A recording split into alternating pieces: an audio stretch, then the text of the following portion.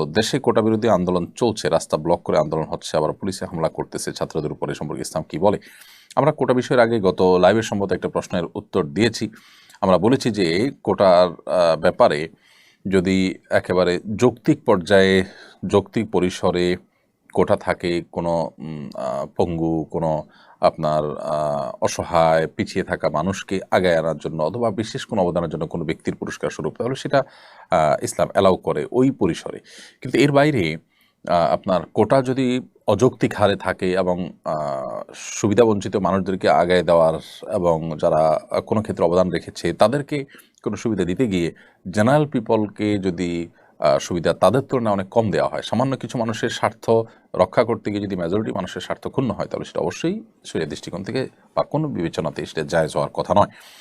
So এই বিষয়টা নির্ভর করে যে আসলে রেশিওটা কি থাকছে, যৌক্তিক থাকছে নাকি অযৌক্তিক থাকতে, বাকি মূল বিষয়টা নিষিদ্ধ নয়, এটি মৌলিকভাবে কোনো অপরাধ নয়। মেয়েদের কোটা বিষয়ে আমরা বলেছি বিভিন্ন সময় যে মেয়েদের আল্লাহ রাব্বুল আলামিন সৃষ্টি করেছেন, তারা একটা সংসারের আভ্যন্তরীণ দিকগুলো দেখবেন। আল্লাহ তাআলা তাদের শারীরিক কাঠামোটা তৈরি করেছেন সেভাবে।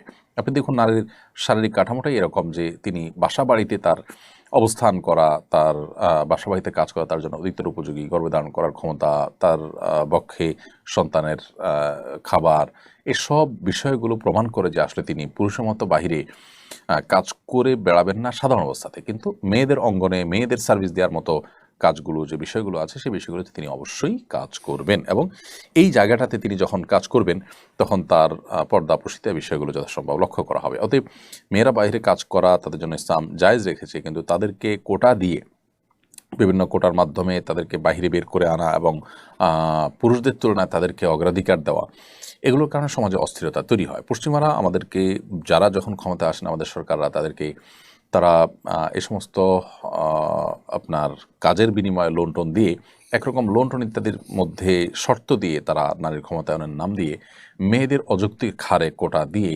পুরুষদের কাজের পথগুলোকে তারা বন্ধ করে দিচ্ছেন। আমাদের মা বোনরা আমাদেরই আপনার পরিবারের অংশ, তারা আমাদের আপন, আমরা তাদের মধ্যে কোনো ডিভাইডেশন করতে চাই না, কিন্তু কুচক্রী মহল তারা মূলত এই কাজের মাধ্যমে আমাদের সমাজে যে সংকটটা তৈরি করছে সেটা হয়তো অনেকে আমরা ধরতে পারছি না। শত শত হাজারো যুবক বেকার থাকছে, আবার বহু মহিলারা কাজ করছেন। যেখানে মহিলাদের কাজ না করলেও চলে অথবা পুরুষরা তার চাইতে ভালো কাজ করতে পারবে না, সেখানে দেখা যাচ্ছে মেয়েদেরকে সেখানে কাজ করতে দেওয়া হচ্ছে।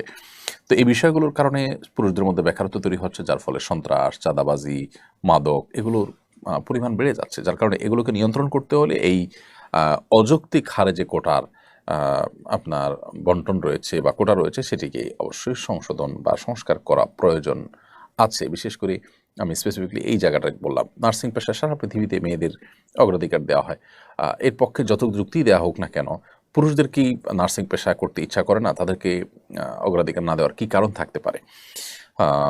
এবং মেয়েদেরকে, তাদেরকে যে আমরা বাহিরে চাকরি দেওয়ার নাম করে, স্বাধীনতা বা অধিকার দেওয়ার নাম করে তাদেরকে আমরা বাহিরে বের করছি, তাদের আভ্যন্তরীণ যে কাজটা, ঘরের ভেতরে যে কাজটা, তাদের শারীরিক কাঠামোতে আল্লাহ তাআলা যে সমস্ত দায়িত্বের বিষয় দিয়ে রেখেছেন, সেগুলো কি কোনোটা পুরুষরা করতে পারছেন?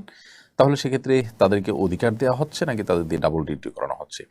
বিষয়টা অনেক আলোচনা সাপেক্ষ, যাই হোক সেটা ভিন্ন বিষয়। আমরা কোটার সম্পর্কে এতটুকু বললাম যে এটি মৌলিকভাবে ইসলামের দৃষ্টিকোণে নাজায়েজ না হলেও এটির যৌক্তিক পরিসর থাকা গুরুত্বপূর্ণ। অযৌক্তিক পরিসর থাকলে সেটি অবশ্যই গুনাহের বিষয় হবে বা অন্যায় হবে।